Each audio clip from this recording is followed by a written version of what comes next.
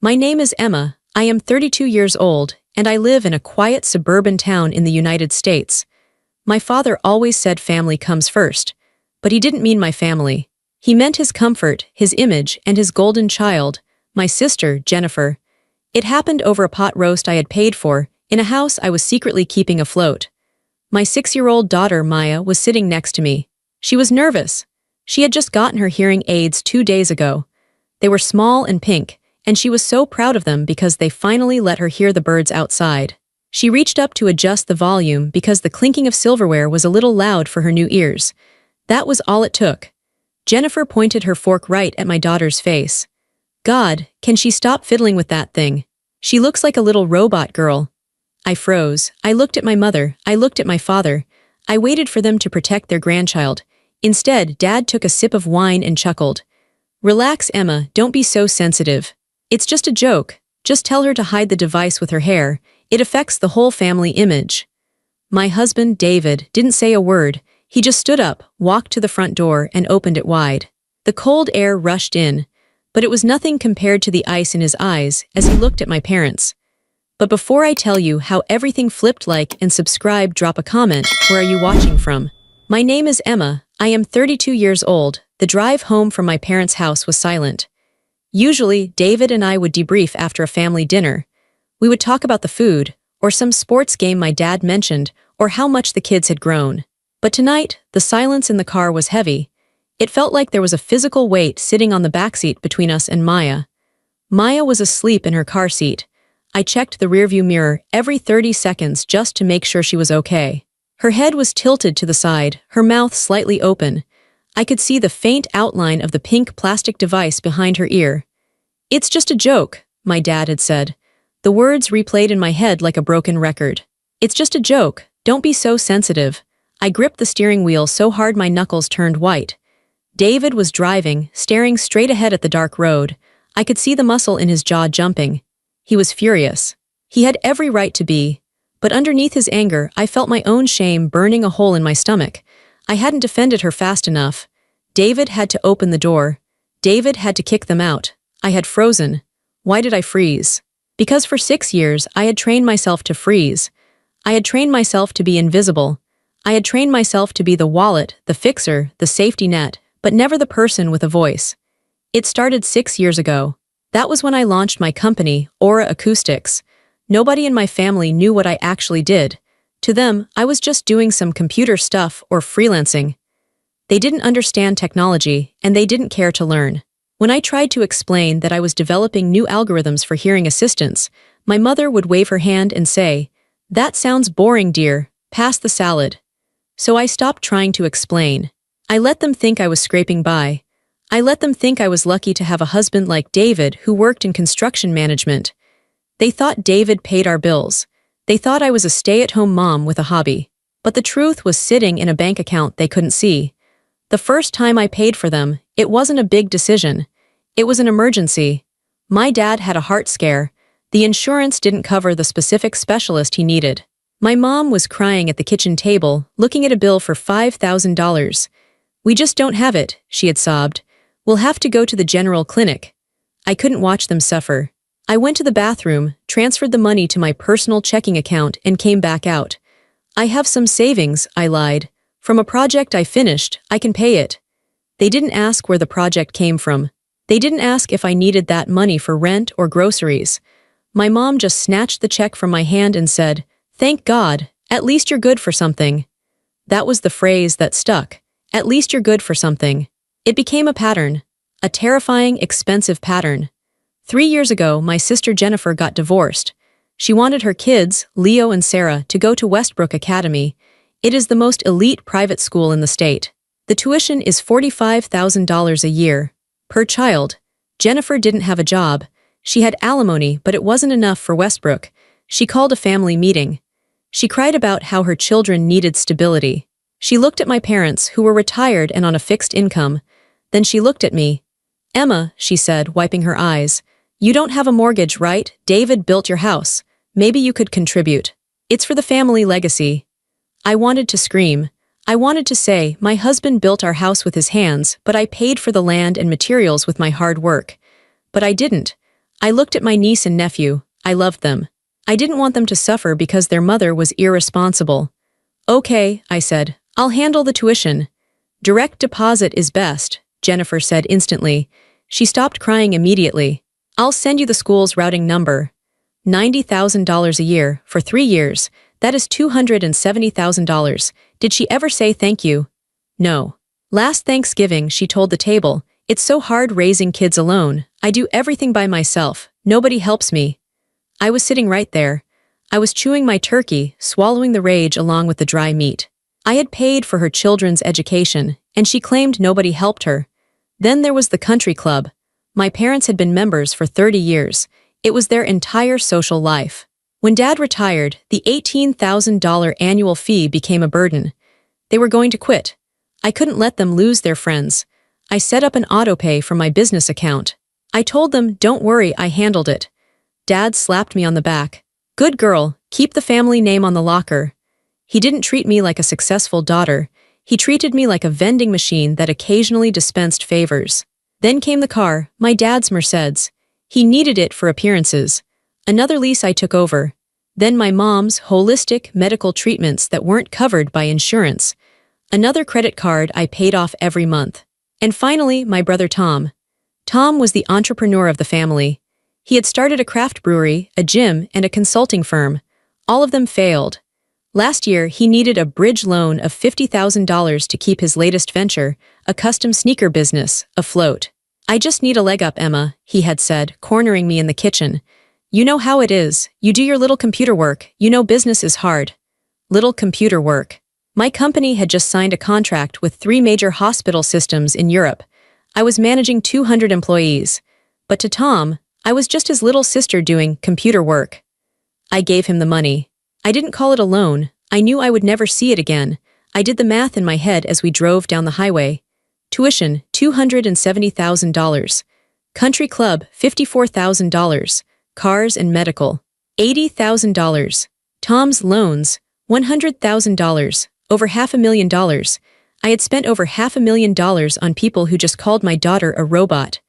I looked at David. He was still driving, his eyes fixed on the road. You know, David said quietly, breaking the silence. You didn't buy their love, Emma, I flinched. I know. You bought their tolerance, he said. His voice wasn't mean, it was just sad. You paid them a salary to tolerate us, and tonight they decided the price wasn't high enough. I closed my eyes. He was right. I was the family workhorse. I pulled the cart, and they sat in the back, whipping me to go faster while laughing at how ugly the horse looked. They assumed I helped because I had no choice. They thought I was desperate for their approval. They thought I was weak. They had no idea that the weak sister held the deed to their entire lifestyle. We got home around 8:30 p.m. The house was quiet. It was our sanctuary. David carried Maya inside. She woke up a little as he unbuckled her, rubbing her eyes with her small fists. Are we home? She whispered. Yes, baby, David said. He kissed her forehead. We're home, safe and sound. He carried her upstairs to her room. I followed, carrying her small backpack with her coloring books and the extra batteries for her hearing aids. My legs felt heavy. Every step up the stairs felt like climbing a mountain. I went into the bathroom to start the bath. I turned on the water, watching the steam rise. I tried to wash the evening off my skin. I scrubbed my hands, but I still felt dirty. I felt the grime of my family's words clinging to me. Robot girl, hide it, broken. I went into Maya's room. She was sitting on the edge of her bed, swinging her legs. David was helping her take off her shoes. Mommy, Maya said. I forced a smile. I am good at masking. I have done it my whole life. Yes, sweetie, ready for a bath. She reached up and touched her ear. She carefully pulled out the left hearing aid, then the right one. She held them in her hands. They were small, high-tech pieces of engineering. My engineering. I had designed the compression algorithm that made them work so well in noisy environments. I had built them to help people like her. She looked down at the pink plastic devices. Grandma said I'm broken, she said. Her voice was so small, it wasn't a question really. It was a statement. She was checking a fact. My heart stopped. The room went silent. I looked at David. He looked like someone had punched him in the stomach. I knelt down in front of her. I took her small hands in mine. No, Maya, look at me. She looked up. Her big brown eyes were filled with tears that hadn't spilled yet. Grandma. Grandma was wrong, I said, my voice shook. You are not broken, you are perfect. These, I pointed to the hearing aids, these are just like glasses. You know how Daddy wears glasses to see better. These help you hear better, that's all. You are strong and smart and beautiful. But Aunt Jennifer laughed, Maya whispered. A single tear rolled down her cheek. She said I look like a robot. Do I look scary? I pulled her into my arms. I buried my face in her hair so she wouldn't hear me gasp. I felt a rage so hot it almost burned me. It wasn't the annoyance I felt at the dinner. It was a primal mother bear fury. They hadn't just insulted me. They had planted a seed of shame in my 6-year-old daughter. They had taken her confidence, which was so new, so fragile, and crushed it for sport. You do not look scary, I told her, pulling back and looking her in the eyes. You look like a superhero. You have bionic hearing, that makes you special, she sniffled. Really? Really? I got her through the bath. I got her into her pajamas. I read her 2 stories instead of 1. I stayed in her room until her breathing slowed down and she fell asleep. I stood by her doorway for a long time watching her sleep. The moonlight came in through the window. She looked so peaceful. Then I remembered the spreadsheet. I walked out of her room and closed the door softly. David was in the hallway. He was leaning against the wall, his arms crossed. She heard everything, David said. I know, I replied. Emma, we can't go back there, he said. I don't care who they are. I don't care if they are your blood. They are poison. If we go back, we are telling Maya that it's okay for people to treat her like that. I looked at my husband. He was the only family I needed. Him and Maya. We aren't going back, I said. My voice was steady. It surprised me. And they aren't going to treat anyone like that ever again. What do you mean? I said, walking past him toward my home office. I'm done being the ATM. I'm done being the heavy lifter. I'm going to drop the weight. Emma, David warned. If you cut them off, they will explode. It's going to be ugly. Let it be ugly, I said. It's been ugly for me for 30 years. Now it's their turn. I walked into my office. It was a sleek, modern room. I had 3 monitors set up. This was the command center of Aura Acoustics. This was where I managed a global supply chain. This was where I made executive decisions that affected millions of dollars. Here, I wasn't the little sister. Here, I was the CEO. I sat down in my leather chair. The leather was cool against my back. I woke up my computer. The screens glowed to life, illuminating the dark room. It was time to look at the numbers. It was time to look at the truth. The file was named Family Support Master XLSX. I hated this file. I had created it 4 years ago to keep track of where my money was going, mostly for tax purposes and my own sanity. I clicked on it.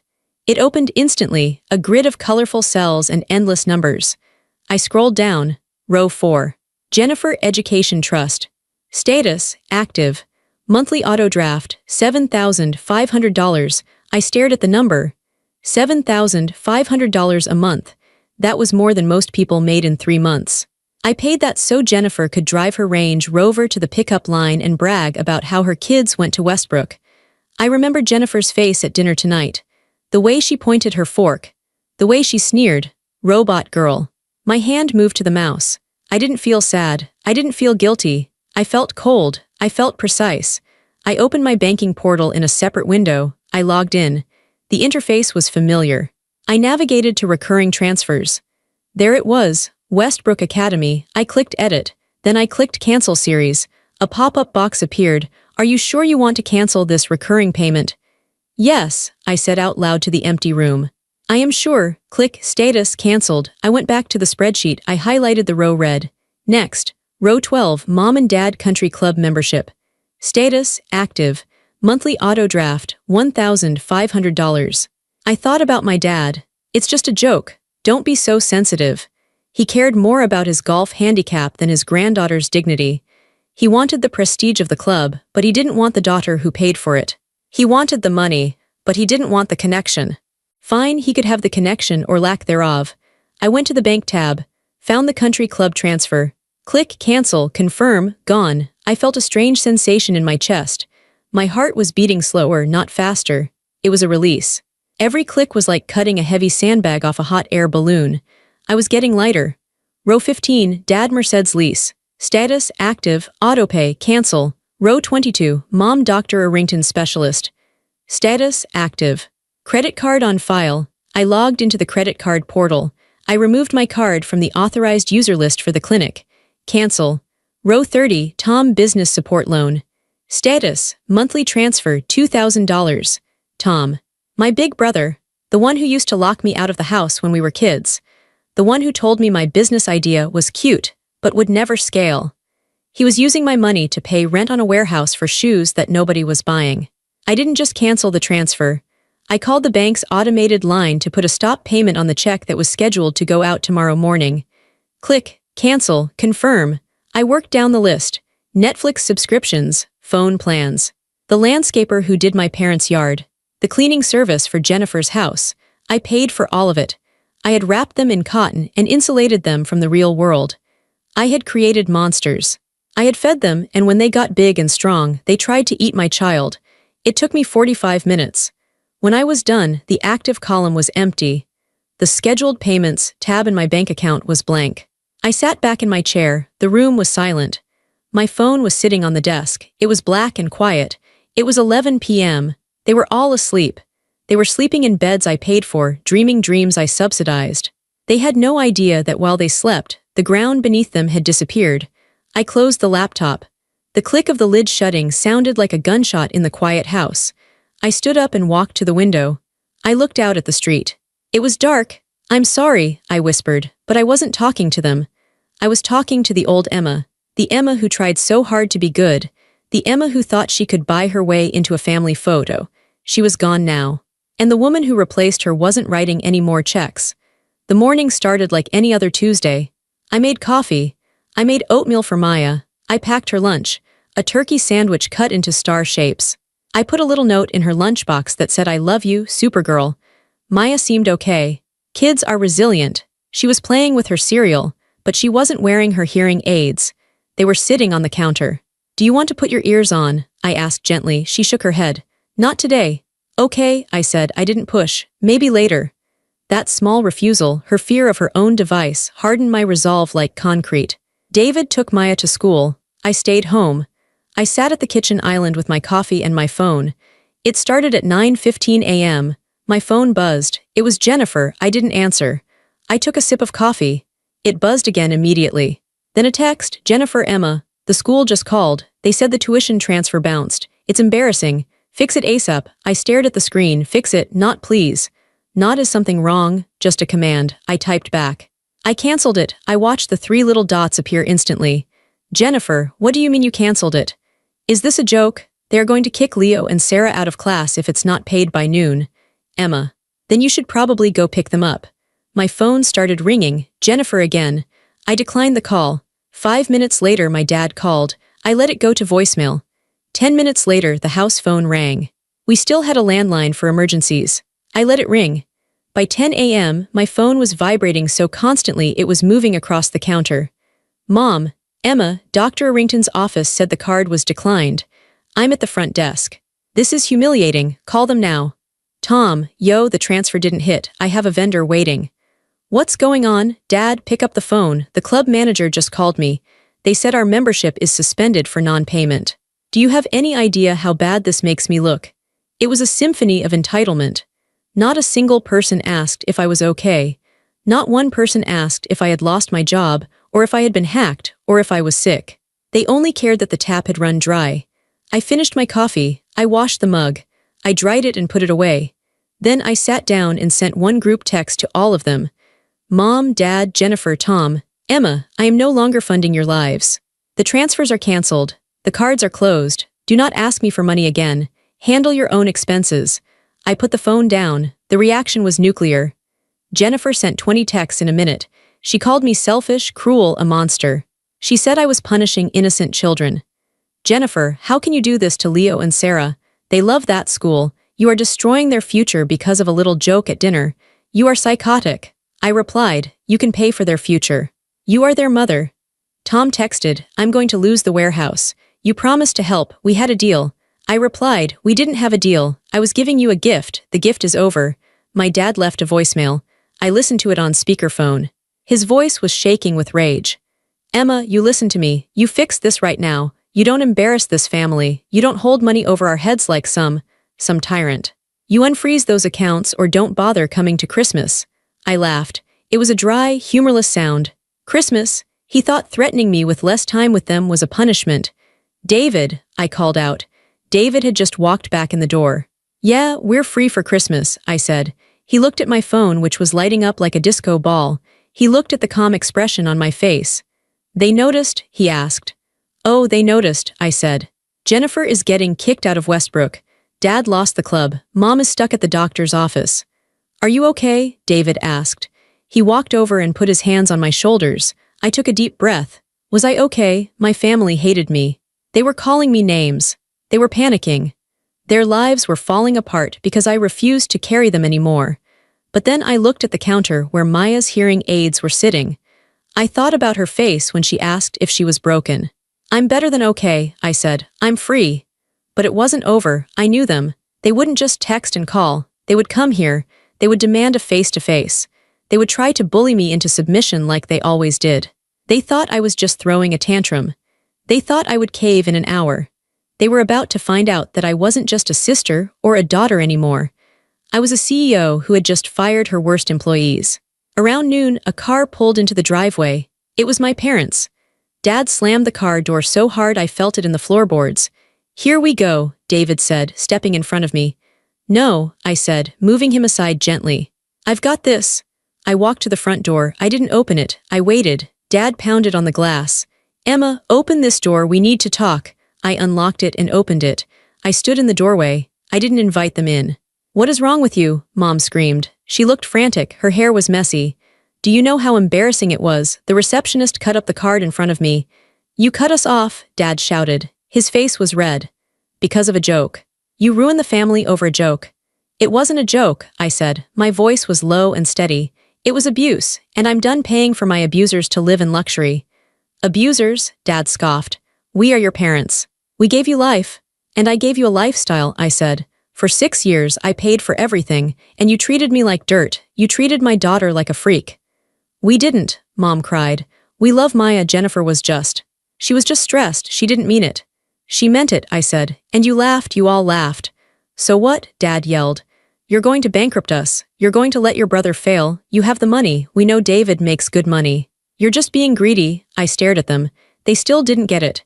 They thought this was David's money. They thought I was hoarding my husband's earnings. David doesn't pay for your lifestyle, I said. What? Mom frowned. Of course he does. You don't work, you just do your little computer thing. It was time. Come inside, I said coldly. Sit at the table, I have something to show you. They looked confused by my change in tone. They walked in hesitantly. They sat at the dining room table. I walked to my office and grabbed my laptop. I brought it out and set it down in front of them. You think I'm a freelancer, I said. You think I'm a housewife with a hobby. I turned the laptop around so they could see the screen. I had pulled up the Aura Acoustics annual report. My face was on the cover. The headline read, CEO Emma Henderson leads Aura to $1.2 billion valuation. Read it, I said. Dad squinted at the screen. He adjusted his glasses. He read the headline. He froze. Mom looked at the picture, then she looked at me. Then back at the picture. CEO, Dad whispered. Billion. I own the company, I said. I built it. Every dollar you spent, the tuition, the club, the cars, came from me, from my brain, from my hard work. The same hard work you mocked. The room went dead silent. The clock on the wall ticked loudly. Tick, tick, tick. They were staring at me like I was an alien. They weren't looking at their daughter. They were looking at a stranger. A very, very rich stranger. And here is the irony, I said, leaning forward, placing my hands on the table.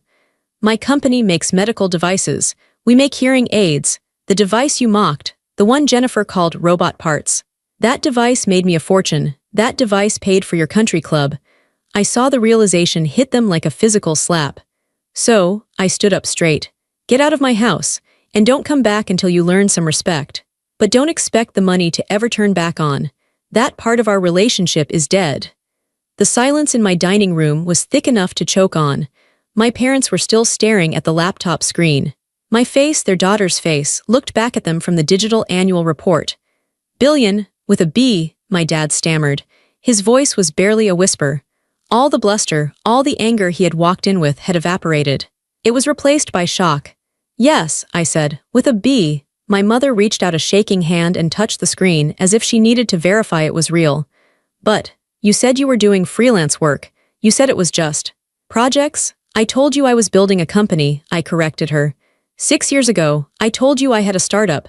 You told me it was a cute hobby and asked if I could knit you a scarf instead. She flinched. She remembered. I could see it in her eyes. We didn't know, she whispered. Emma, we didn't know it was this. Because you never asked, I said.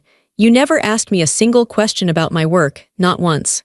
You asked David about his construction jobs. You asked Tom about his failed sneaker ideas for hours. But me, you just assumed I was nobody. Dad looked up from the screen. His eyes were wide. He wasn't looking at me with pride. He was looking at me with calculation. I could see the gears turning in his head. He was doing the math. If his daughter was a billionaire, then the country club membership was nothing. It was pocket change. Emma, he said, his voice suddenly smooth, almost oily. This is incredible. Why didn't you tell us? We would have celebrated you. We would have been so proud. I felt a wave of nausea. You would have been proud of the money, I said. Not me. You would have been proud that you could brag to your friends that your daughter was rich, but you wouldn't have cared about the work. You wouldn't have cared about the science. That's not true, Mom said, trying to smile. It was a terrifying, brittle smile. We are your family. We love you. This changes things. It changes nothing, I said. It just exposes you. What do you mean? Dad asked. It means, I said, pointing at the screen, that you have been living off the very thing you mocked. You made fun of Maya's hearing aid. You called her a robot. But that hearing aid, that technology, is what paid for your Merced's dad. It's what paid for your holistic doctors, Mom. You were biting the hand that fed you, and you were laughing while you did it. Dad's face flushed red again, but this time it wasn't anger. It was embarrassment. Deep, humiliating embarrassment. He realized how small he looked. We were just joking, he mumbled again, but the excuse sounded weak even to him. You weren't joking, I said. You were cruel. And now the joke is over. Just then my phone buzzed on the table. It was Jennifer, then Tom. They are texting you, aren't they? I asked. Mom nodded. Jennifer is at the school. She can't get the transcripts unless the balance is paid. She can't enroll them in public school without the transcripts. That sounds like a problem for Jennifer, I said. Emma, Dad said, standing up. He tried to look authoritative, but his knees were shaking. You have to fix this. You have this empire. You have endless money. To you, paying her tuition is like buying a cup of coffee. Don't be petty, just pay it and we can all move past this. Petty? I laughed. You think this is about the money. You think I care about the cash? I walked over to the window. I looked out at the driveway where their car sat, the car I paid for. I would have given you everything, I said softly. I did give you everything. I would have bought you a house. I would have sent all your grandkids to college. I would have taken care of you until the day you died. I didn't care about the cost. I turned back to face them. But you hurt my daughter. You made her feel broken. And you can't buy forgiveness for that, not with $1 billion. She's a child, Dad shouted. She'll forget. She won't, I said. And neither will I pointed to the door. Leave. The lease on the Mercedes is up next month. I'm not renewing it. You might want to start looking for a used Honda. My dad opened his mouth to scream, but he looked at my face and stopped. He saw something he had never seen before. He didn't see his doormat daughter. He saw a CEO. He saw power. He grabbed my mother's arm. Come on, Linda, let's go. But Mom started. Let's go, he snapped. They walked out. They looked smaller than when they arrived. They looked old. I closed the door behind them and locked it. I leaned my forehead against the cool wood. My heart was pounding, but my hands were steady. I had done it. I had revealed the secret.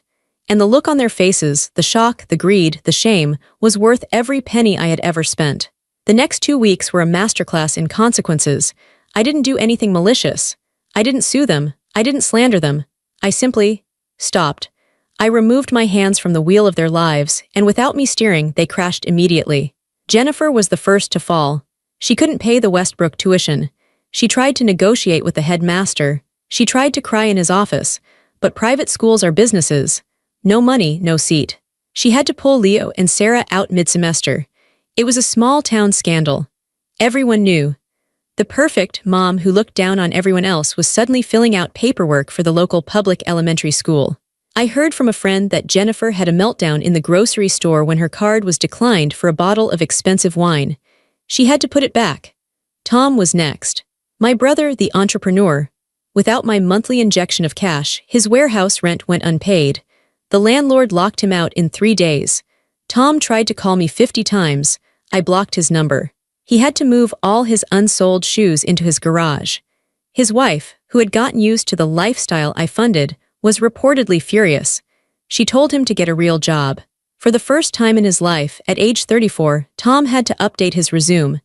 He got a job as a shift manager at a car rental agency. It was honest work. It was good work. But for Tom, who thought he was the next Elon Musk, it was a humiliation. And my parents. The country club was their identity. It was where they ate lunch, where they played bridge, where they gossiped. When their membership was revoked, they lost their social circle. Their friends stopped calling when they couldn't host dinners anymore. Dad had to return the Mercedes. I got an email from the dealership confirming the return. He had apparently argued with the sales manager for an hour, claiming there was a banking error. But the lease was in my name, and I had canceled the authorization. He ended up buying a 10-year-old sedan. Mom's holistic treatment stopped. She had to go to a regular doctor in her insurance network. She complained to anyone who would listen that her daughter had abandoned her. But here is the thing about small towns: people talk. And people knew me, they knew David. They knew we were quiet, kind people, and they knew my parents were snobs. The rumor mill didn't side with them. It sided with the truth. People started whispering, "Did you hear the Hendersons were broke?" Apparently, their daughter was paying for everything and they treated her like garbage. Their social standing crumbled like a sandcastle at high tide. I watched it all from a distance. I didn't feel glee. I didn't feel happy about their suffering. I just felt balanced. For years, the scales had been tipped. They took, I gave. They hurt, I healed. Now the scales were even. They were experiencing the reality of their own choices. One afternoon, I was at the park with Maya. She was on the swings, pumping her legs higher and higher. She was wearing her hearing aids. She had put them back on 3 days after the dinner. "Look, Mommy, I'm flying," she yelled. "I see you," I called back. I saw a woman walking toward me. It was Mrs. Gable, one of my mom's bridge friends from the club. I tensed up. I expected a confrontation. Mrs. Gable stopped near the bench. She looked at me, then at Maya. "She's a beautiful little girl, Emma," Mrs. Gable said. "Thank you," I said guardedly. "Your mother told us some things," Mrs. Gable said. She hesitated. "She said you cut them off. She said you were cruel." I didn't say anything. I just looked at her. "But then," Mrs. Gable continued, "I saw how your father yelled at the waiter last week before they were asked to leave. And I remembered how they used to talk about you. Always poor Emma, always Emma doesn't have much going on." She shook her head. I think you probably did the right thing. Good for you, honey." She walked away. I let out a breath I didn't know I was holding. I wasn't the villain. I wasn't the bad guy. I was just a woman who finally stood up. My lawyer called me a few days later. "Emma," he said, "your father contacted my office. He's asking if there is a way to restructure the support payments. He's calling it a family stipend." I laughed. "He wants a salary for being my dad."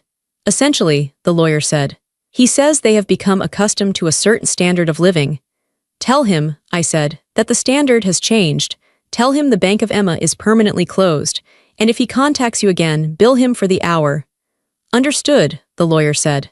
"And Emma, yes, I'm proud of you. Most clients cave, you're strong." "I have to be," I said, watching Maya jump off the swing and land in the sand, laughing. "I have someone watching me." 3 weeks after the dinner, on a rainy Tuesday evening, the doorbell rang.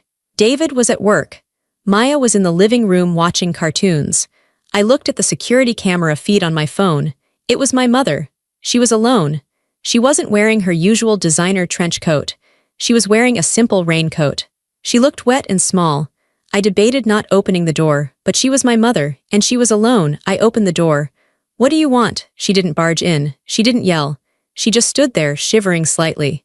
"Can I come in?" she asked. "Just for a minute, I promise I won't stay." I stepped aside. "1 minute. She walked into the foyer. She didn't go further. She dripped water onto the rug. She looked around the house, my house, as if seeing it for the first time. She noticed the artwork. She noticed the calmness. "I didn't know," she said. Her voice was shaky. "Didn't know what?" "I didn't know you were. This," she gestured vaguely at the air. "I didn't know you were successful. I didn't know you were strong." "I was always strong, Mom," I said. "You just didn't look." She looked down at her hands.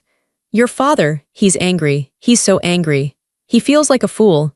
"He should," I said. "He misses the car," she said. A weak attempt at a joke. I didn't smile. I miss us," she said. Tears started to well up in her eyes. "I miss Sunday dinners." I miss the family being together. We weren't together, Mom, I said gently. We were in the same room, but we weren't together. You were with Jennifer, you were with Tom. I was just the staff, I was the sponsor. That's not true, she sobbed. I loved you, did you? I asked. Did you love me when you let Jennifer mock Maya? Did you love me when you told me to hide my daughter's disability so I wouldn't embarrass you? She flinched. The truth hit her hard. I was trying to keep the peace, she stammered. Jennifer has always been difficult. I just wanted everyone to get along. So you sacrificed me, I said. You sacrificed Maya to keep Jennifer happy. That's not peace, Mom. That's betrayal. She started to cry harder. I'm sorry, Emma. I'm so sorry. I messed up. We all messed up. It was the first time in 30 years I had heard my mother apologize. It sounded sincere. She looked broken. Part of me, the little girl inside me, wanted to hug her. Wanted to say, it's okay, I'll fix it. Here's a check. Stop crying. But I looked into the living room. I saw the back of Maya's head. I saw her adjusting her hearing aid without shame. I accept your apology, I said. Mom looked up, hope lighting her face. Really? So, can we fix this? Can we go back to how it was? No, I said. The hope vanished. I forgive you, I said. For my own peace, I forgive you for being weak. I forgive you for not protecting us. But we are not going back. You don't get access to my life anymore. You don't get access to my daughter. But, family, she whispered. Family protects each other, I said. You didn't protect us. You are welcome to call on birthdays. We might come to Thanksgiving in a few years. But the money, the support, the constant access, that is gone forever. She stared at me. She realized I wasn't punishing her. I was setting a boundary, a permanent, concrete boundary. And Mom, I added, yes, you said you didn't know I was successful. You said that's why you treated me that way. She nodded. That makes it worse, I said. You didn't value me when you thought I had nothing. Why would money change that? If you only love me because I'm a CEO, you don't love me at all. She stood there for a long time. The silence stretched. Finally, she nodded. She understood. Okay, she whispered. Okay. She turned around and opened the door. The rain was still falling. Goodbye, Emma, she said. Goodbye, Mom, I said. She walked out to her car. I watched her drive away. I didn't feel sad. I felt clean. I felt like a wound that had been infected for years was finally cleaned out and stitched up. It would leave a scar, but it would heal. 6 months passed. The change in our house was physical. The air felt lighter. We laughed more. Without the financial drain of the Hendersons, my savings compounded. But more importantly, without the emotional drain, my energy returned. I poured that energy into Maya, and I poured it into my work. One morning at breakfast, Maya came running into the kitchen. She was wearing a bright purple dress and her pink hearing aids. Mom, look, she yelled. She spun around. I'm ready for the presentation. Today was show and tell at her school. She had decided to show her hearing aids. My heart squeezed. 6 months ago, she wanted to hide them. She thought she was a robot. You look amazing, I said. What are you going to say? I'm going to tell them how they work, she said excitedly. And how I can hear the teacher even when she's facing the whiteboard. And how my mom invented the special computer inside them. I choked up. You're going to tell them I invented it? Yeah, she said, because you're a genius. I grabbed her and hugged her tight. You are the genius, baby. I drove her to school. I walked her to her classroom. I watched through the window as she stood up in front of 20 kids. She took off her hearing aid. She held it up. She wasn't scared. She wasn't ashamed. She was proud. This is my super ear, she told the class. It helps me hear better than you, and my mom made it. The kids didn't laugh. They leaned forward. They said, cool, and wow. I walked back to my car with tears streaming down my face. That afternoon, I went to my office. I called a meeting with my CFO. The charitable giving fund, I said. I want to restructure it. Okay, he said. What are you thinking? I want to start a foundation, I said. Specifically for children with hearing loss in low-income families. I want to pay for devices, speech therapy, and this is important education for their families. I want to teach parents how to support their kids. That's a great idea, Emma, he said. How much do you want to allocate? I pulled up the old spreadsheet. The family support file. I looked at the total I used to spend on my ungrateful family. Tuition, cars, clubs. It was over $150,000 a year. Start with $200,000, I said, and we'll grow it from there. I took the money that was used to silence my family's toxicity, and I used it to give a voice to children who needed it. I came home that night to a quiet house. David was cooking dinner. Maya was drawing at the table. There were no frantic texts from Jennifer, no guilt-trip voicemails from Dad, no demands from Tom. There was just peace. David handed me a glass of wine. "How was your day, CEO?" I smiled. "It was perfect." We sat down to eat. Maya told us about her presentation. She chattered happily, her voice clear and confident. I looked at my husband. I looked at my daughter. This was my family. The people who loved me for me, not for my checkbook, not for my utility. The silence from my parents' house was deafening, and it was the most beautiful sound I had ever heard. "I'm looking at you now." "Yes, you, I know why you clicked on this story. I know why you're still reading. Maybe you have a sister who makes you feel small. Maybe you have a father who only calls when he needs something. Maybe you have a mother who criticizes your children and calls it advice. Maybe you are the strong one, the fixer, the bank. You tell yourself it's your duty. You tell yourself, but they're family. You tell yourself that if you just give a little more, suffer a little more, pay a little more, they will finally love you the way you want to be loved. I need you to hear me, they won't. You cannot buy respect. You cannot pay for love. And you should never, ever bankroll your own abuse. It took me 30 years to learn that. It took seeing my daughter's heart break to finally wake up. Don't wait that long. If your family mocks your child, if they minimize your struggles, if they benefit from your strength but belittle your worth, walk away, close the wallet, block the number, lock the door. It will be scary. They will scream. They will call you selfish. They will try to make you feel like the villain in their story. Let them. Because in your story, you are the hero, you are the protector, you are not abandoning them. You are choosing yourself. You are choosing your peace. You are choosing to save your energy for the people who actually deserve it. I lost a family of leeches, and I gained a life of freedom. My daughter knows she isn't broken. My husband knows he is my partner, not my ATM. And I know that I am enough. Just me. Not Emma the CEO, not Emma the savior, just Emma. And that is worth more than all the money in the world. So take a deep breath. Look at the spreadsheet of your life. And don't be afraid to click cancel. Your peace is waiting on the other side.